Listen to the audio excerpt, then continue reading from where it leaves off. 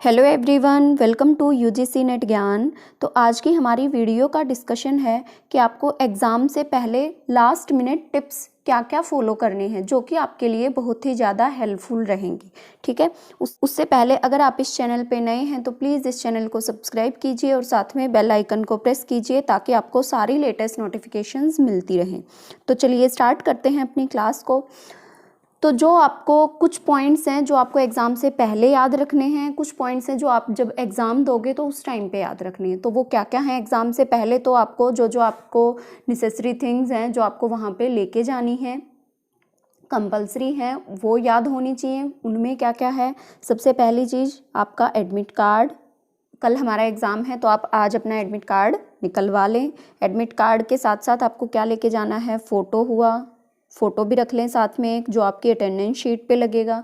क्योंकि एकदम से जब हम जाने वाले होते हैं एग्ज़ाम में, उस टाइम पे अगर हम चीज़ों को देखते हैं तो कई चीज़ें हमारी मिसप्लेस हो जाती हैं, हमें टाइम पे नहीं मिलती हैं।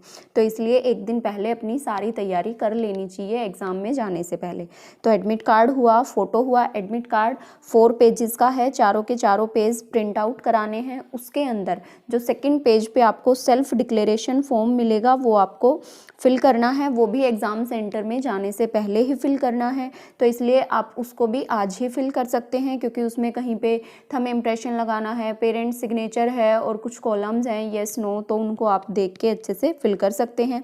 सिर्फ उस सेल्फ डिक्लेरेशन फॉर्म के अंदर आपको साइन जो है वो आपको नहीं करना है, वो आपको इन्विजिलेटर के सामने करना है। ठीक है, उसके साथ साथ आप हैंड सैनिटाइज़र लेके जा सकते हैं। हैंड सैनिटाइज़र वहाँ पे भी मिलेगा, लेकिन आप अपना खुद की छोटी बोतल भी लेके जा सकते हैं हैंड सैनिटाइज़र की। और पेन भी इस बार आपको खुद से ही लेके जाना है। तो पेन वहाँ पे आपको नहीं मिलेगा। पहले क्या होता था, जो हमारी रफ शीट होती थी उसके साथ ही वो लोग हमें पेन भी देते थे, लेकिन इस बार से पेन नहीं दे रहे। पेन हमें खुद का लेके जाना है, लेकिन वो पेन कैसा होना चाहिए? आपका ट्रांसपेरेंट होना चाहिए। मीन्स उसमें से सिर्फ हमें पेन का रिफिल दिखे। ठीक है, बाहर की जो बॉडी है उसकी वो ट्रांसपेरेंट हो। और साथ में वाटर बोतल लेके जा सकते हैं, लेकिन जो वाटर बोतल होगी वो भी आपकी ट्रांसपेरेंट होनी चाहिए। पेन और वाटर बोतल दोनों ट्रांसपेरेंट हों ताकि उनमें से क्लियरली विजिबल हो। ठीक है, उन्हें चेक ना करना पड़े। तो इसलिए ये चीज़ें वहाँ पे मेंशन की हुई हैं कि पेन और वाटर बोतल आपकी ट्रांसपेरेंट होनी चाहिए। सैनिटाइज़र लेके जा सकते हैं। एडमिट कार्ड हो गया, सेल्फ डिक्लेरेशन फॉर्म हो गया। सेल्फ डिक्लेरेशन फॉर्म पे आपको साइन नहीं करने हैं। One more, ID proof. आप कोई भी एक अपना आईडी प्रूफ लेके जा सकते हैं। आधार कार्ड, वोटर आईडी, कोई भी एक आईडी प्रूफ आप अपना साथ में कैरी कर सकते हैं।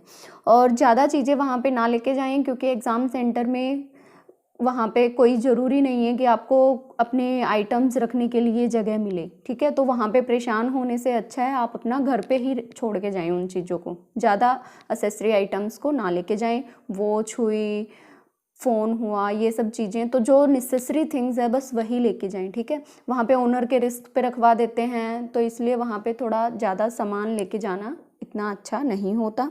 तो इसलिए बस जो इम्पोर्टेंट थिंग्स हैं वही लेके जाएं जो आपके लिए नेसेसरी हैं। और एग्ज़ाम सेंटर भी आपके पास में ही आए हुए होंगे क्योंकि बीच में उन्होंने एग्ज़ाम सेंटर सिटी चेंज करने के लिए भी हमारे पास ऑप्शन था, तो हम सब ने अपने exam centre near about fill कर दिए थे। ठीक है, और उसके बाद अब ये तो थी एग्ज़ाम से पहले की बातें। और एग्ज़ाम हमारा किस टाइम स्टार्ट होना है? 3 PM पे, लेकिन जो उसका एंट्री टाइम है वो 2:30 का है। तो आप 2:30 से पहले ही पहुंच जाएं अपने एग्ज़ाम सेंटर पे। कई बार स्टूडेंट सोचते हैं बस पास में है मैं पहुंच जाऊंगा, और अगर थोड़े से लेट हो जाते हैं तो आपको एंट्री नहीं दी जाती। ठीक है, तो इसलिए आप अपना एग्ज़ाम सेंटर में जो उसकी रिपोर्टिंग टाइम है, गेट की क्लोजिंग टाइम है, उससे पहले ज़रूर पहुंच जाएं एग्ज़ाम में। और अभी तक इस बार जो एग्ज़ाम हुआ है ये हमारा 2020 में एक ही बार अटेम्प्ट हुआ है एग्ज़ाम। तो तो इसलिए इस बार हमें टाइम भी बहुत मिला है प्रिपरेशन के लिए। तो आप लोगों ने प्रिपेयर अच्छे से किया हुआ है, बहुत सारा पढ़ा हुआ है, तो बिल्कुल भी मतलब घबराना नहीं है, बहुत अच्छे से मोटिवेशन के साथ अपने एग्ज़ाम को अटेम्प्ट करना है। तो ये चीज़ें थी आपके एग्ज़ाम से पहले की जो आपको याद रखनी है। एडमिट कार्ड लेके जाना है, फ़ोटो लेके जाना है, कोई भी एक ID proof, self declaration form को घर से ही फिल करना है, एक्सेप्ट सिग्नेचर वहाँ पे करने हैं, हैंड सैनिटाइज़र लेके जा सकते हैं, पेन लेके जाना है, वाटर बोतल, और टाइम से पहले पहुँचना है, ठीक है। उसके बाद अगर हम बात करें कि आपको एग्ज़ाम में बैठने के बाद क्या क्या चीज़ें फॉलो करनी है जो आपके लिए हेल्पफुल होने वाली हैं, तो वो क्या हैं, वो है सबसे पहली बात, आप पेपर 1 से ही शुरू करेंगे, क्वेश्चन नंबर 1 से शुरू करके और लास्ट तक क्वेश्चन नंबर 50 तक जब आप 1 बाय 1 एक एक क्वेश्चन को करेंगे, तो वहाँ पे जब हम रीडिंग कॉम्प्रीहेंशन या फिर DI करते हैं तो उसमें हमें कई बार स्क्रॉलिंग की प्रॉब्लम होती थी, ठीक है।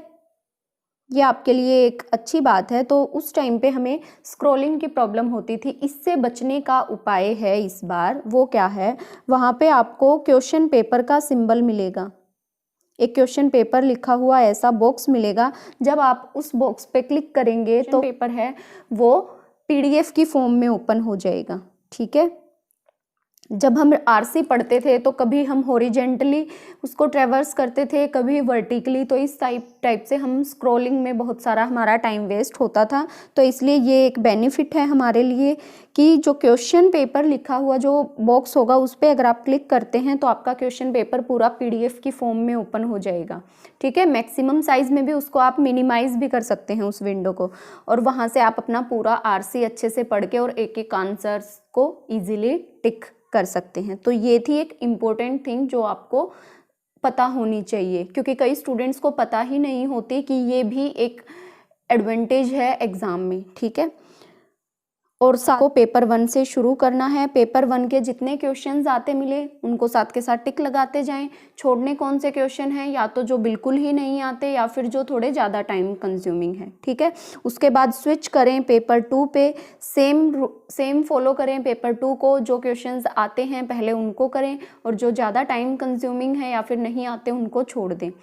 एंड लास्ट में फिर टाइम भी साथ में देखते रहें कि आपका कितना टाइम बचा हुआ है। कई बार ऐसा होता है कि 20 मिनट्स होते हैं और हमारे 30 क्वेश्चंस बचे हुए हैं। स्टूडेंट्स को लगता है कि मतलब टाइम बहुत कम रह गया और हमारे क्वेश्चंस बहुत ज़्यादा हैं, और हड़बड़ाहट में कई क्वेश्चन तो आते हुए ही गलत हो जाते हैं और कई क्वेश्चन छूट जाते हैं। तो छोड़ना कोई क्वेश्चन नहीं है, क्योंकि यहाँ पर कोई नेगेटिव मार्किंग का इशू नहीं है, ठीक है।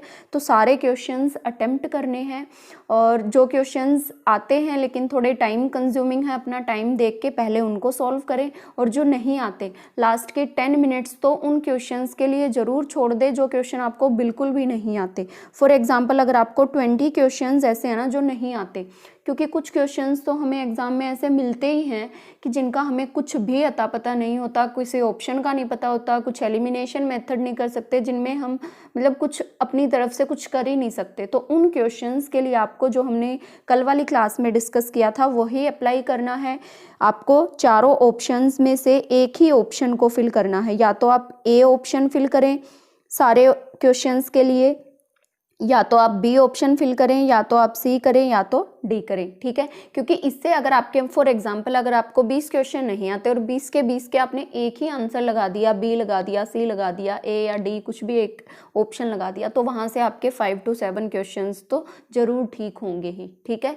तो इस तरीके से आपको अपनी साथ में टाइम मैनेजमेंट भी रखनी है, टाइम का बिल्कुल ध्यान रखना है। टाइम लास्ट में कम रह जाता है और क्वेश्चंस बच जाते हैं, तो जो क्वेश्चंस बच जाएं और टाइम बिल्कुल भी बहुत कम हो तो उनको सॉल्व ना करने का टाइम हो तो जस्ट टिक जरूर करके आएँ, कोई भी क्वेश्चन छोड़े ना, ठीक है। और उसके साथ ही आप हमें फीडबैक ज़रूर दें आपके एग्ज़ाम के बाद कि आपका एग्ज़ाम कैसा हुआ है और किन क्वेश्चंस में आपको डिफ़िकल्टी लगी, या फिर कुछ क्वेश्चंस इजी थे, RC कैसा था। टेलीग्राम चैनल को ज्वाइन करके उस पर फीडबैक दे सकते हैं, या फिर ईमेल ID पे, ठीक है। वो आपको नीचे डिस्क्रिप्शन में उनके लिंक आपको नीचे मिल जाएंगे। So all the best. उन 3 घंटे में अपना पूरा फोकस कीजिए, बहुत अच्छे से